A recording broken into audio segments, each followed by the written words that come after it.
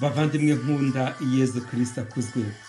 Twageze ku cyumweru cya 11 mu byumweru bisanzwe by'umwaka wa liturujia, umwaka ba.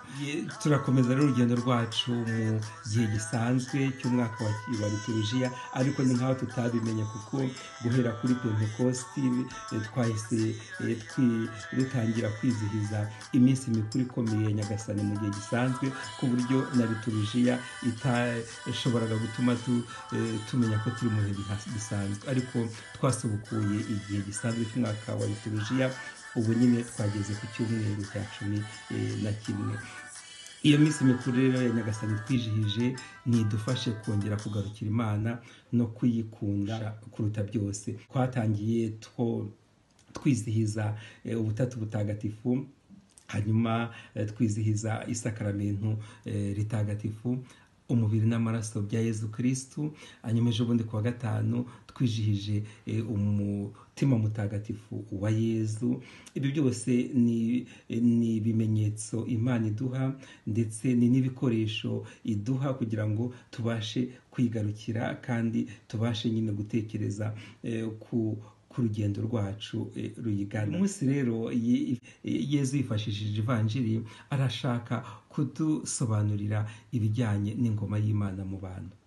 Yezu yaduhaye ibigereranyo bibiri kandi tugenda dusanga mu bantu nyine bakora umurimo w'ubuhinzi. Ikigereranyo cya mbere ni imbuto iterwa mu gitaka ikagenda ikura buke buke, ku buryo uwayiteye uwayibibye atanabimenya, gusa akabona isarura rirageze atazi uko yagiye ikura. N'ingoma y'Imana mu bantu rero niko imeze, igenda ikura buke buke. N'ubwo bwose hari ibibazo mu bantu, ibibazo mu isi yacu, ibibazo by'ubukene, ibibazo by'ubwikunde, ibibazo by'ubugizi bwa nabi, amashyari, inzangano, urugomo, ubugome, ibintu byinshi cyane birahari. Ariko n'ubwo bwose ibyo bihari, ingoma y'Imana irakura kandi igakurana n'abantu kuko bahisemo Imana muri Yezu Kristo.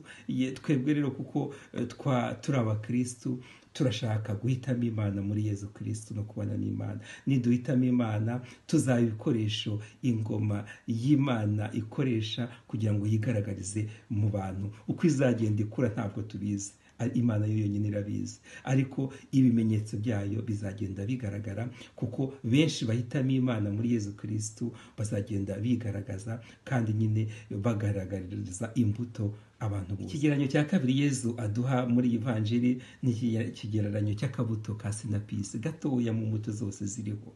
Ariko iyo gati katewe mu gitaka karamera kagakura kakaba igiti cy'inganzamarumbo, inyoni zo mu kirere ziza kwarikamo. Icyo giti rero ni nk'igiti cy'ukwemera Yezu Kristo atubwira. Icyo giti cy'ukwemera twese dushamikiyeho nk'amashami yacyo, hanyuma kikabasha guha amahumbezi abantu bose.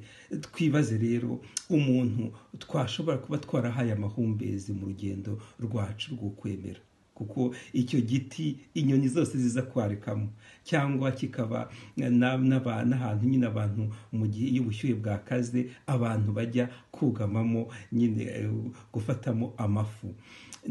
Nicyo ukwemera kumaze mu bantu, kubasha guha abantu amafu, kubasha guha abantu uburuhukiro.